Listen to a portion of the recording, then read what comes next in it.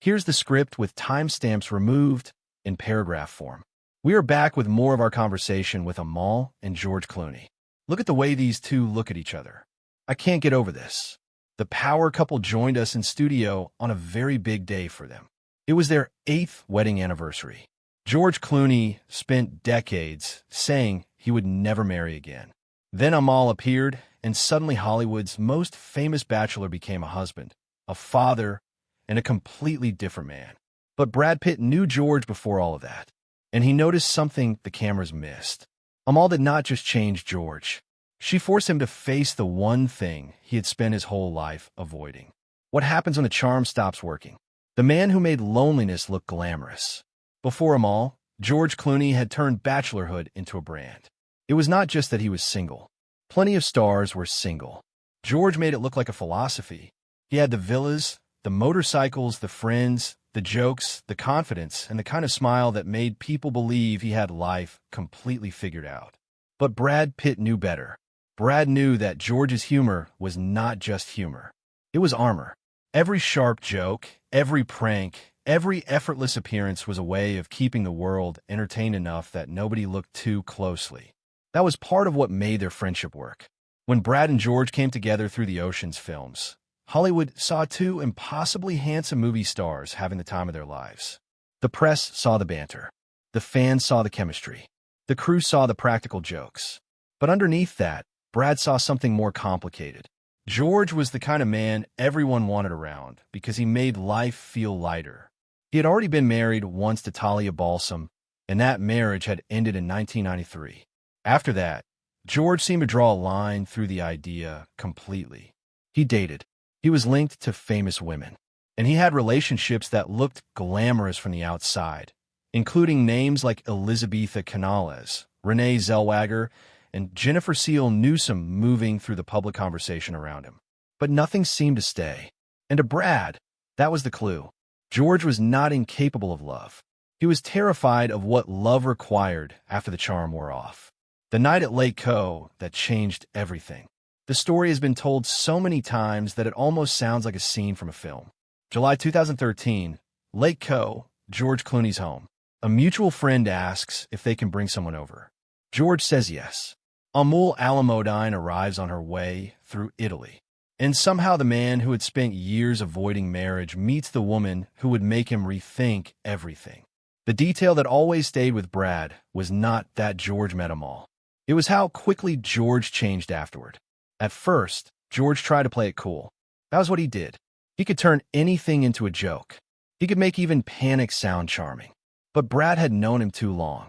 He could hear the difference in George's voice. This was not another flirtation. This was a man who had finally met someone he could not impress with the usual tricks. Amal did not need his fame. She was not dazzled by the rooms he could enter. She was not waiting for Hollywood to approve her. She had her own life, her own work, her own moral center, and that unsettled George in the best possible way. For years, George had been the most interesting person in most rooms. With Amal, he had to listen. That was the first real reason Brad believed the marriage was different. Amal did not simply make George fall in love. She made him grow up. Their connection moved through emails, long conversations, and eventually that first date in London. To outsiders, it looked romantic. To Brad, it looked more like a man slowly realizing that the life he had defended for decades might not be enough anymore. The bachelor becomes a husband. When George proposed in April 2014, the image was almost impossible to reconcile with the old version of him.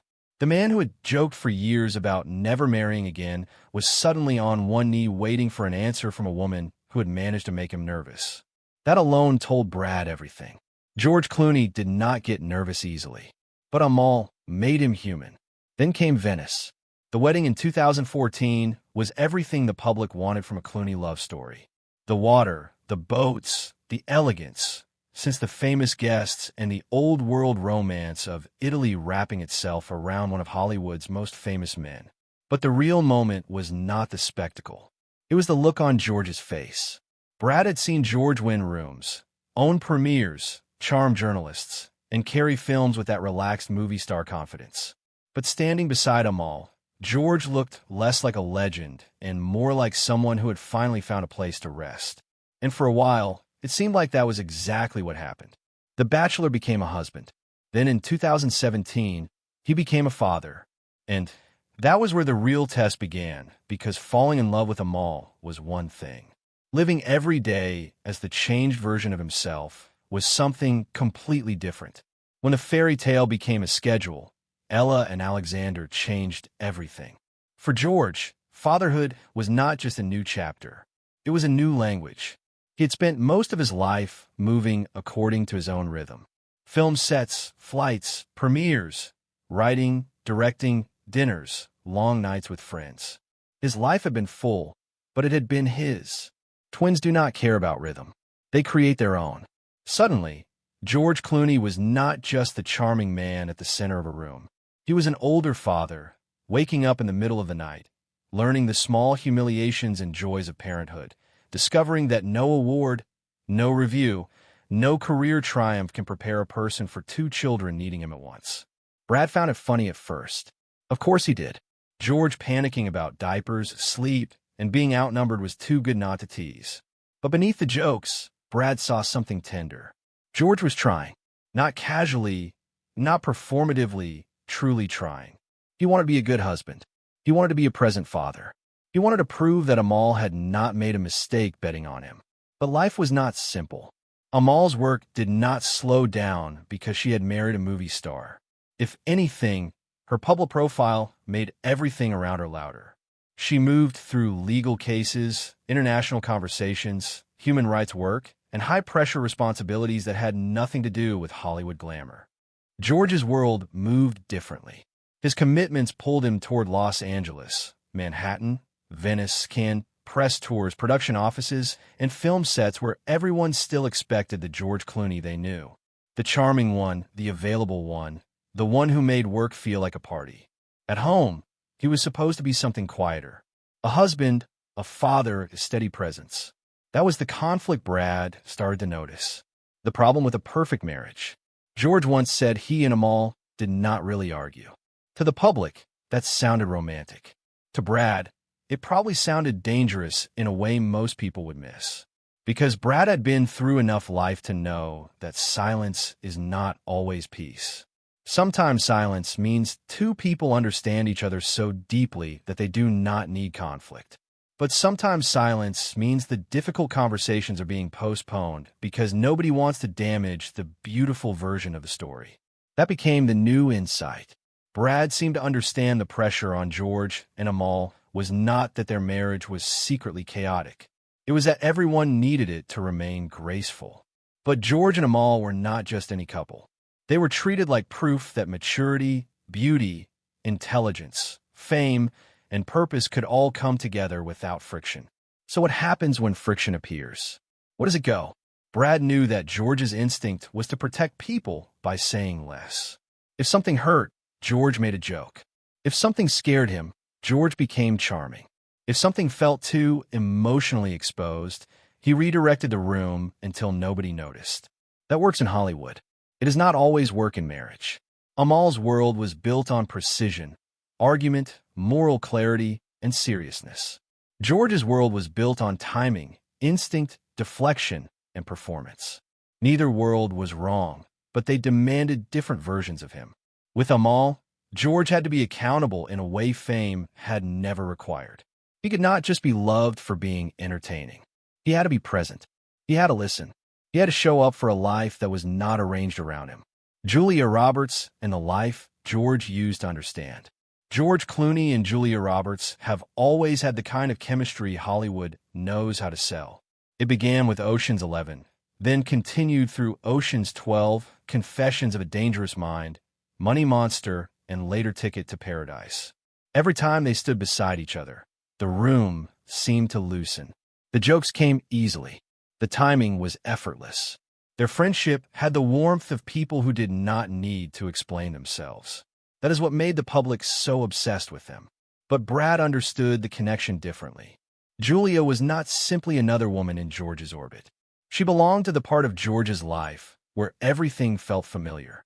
Movie sets, shared history, jokes that went back 20 years, the strange loneliness of being loved by millions but understood by very few. Julia knew that world because she had survived it, too. She knew what it felt like to be turned into an image. She knew what it meant to be watched, praised, criticized, and remembered for a smile, even when life behind the smile was far more complicated. With Julia, George did not have to translate fame. He did not have to explain the absurdity of Hollywood, because she had lived the same absurdity from the inside. That created a comfort Amal could never provide in the same way. Not because Amal was lacking, but because Amal represented a completely different world. With Amal, George was pulled upward into responsibility, seriousness, family, justice, and adulthood. With Julia, he was pulled backward into ease, laughter, memory, and the old rhythm of being George Clooney before marriage rewrote the role. That was the tension. The third presence Hollywood wanted to turn into a scandal. During the Ticket to Paradise period in Australia, the tension became easier for people to exaggerate. Julia was away from her own family for months. George brought Amal and the children with him. Their lives overlapped inside the strange bubble of filming during a difficult, isolated time. Julia later spoke about how much the Clooney family meant to her during that period. And that detail matters because it complicates the lazy version of the story. This was not Julia standing outside George's family. She was welcomed into it. The children knew her. Amal knew her. The friendship had warmth, history, and innocence on the surface. But Hollywood rarely allows warmth to stay innocent. The moment a man and woman have chemistry, the machine starts looking for smoke. And with George and Julia, the machine had decades of footage to work with. Brad had seen this before. Hollywood can take a genuine friendship and turn it into a courtroom where every gesture is put on trial. But that does not mean the connection was meaningless. The new truth Brad seemed to recognize was more subtle. Julia was not necessarily the reason George's marriage felt pressured. She was the mirror that showed how much George had changed. Around Julia, George could still become the old George. Quick, loose, irreverent, youthful, untethered. Around Amal, George had become something deeper. A husband, a father, a man with responsibilities he could not charm his way out of. One version was easier, the other mattered more. And that is where the emotional danger lived.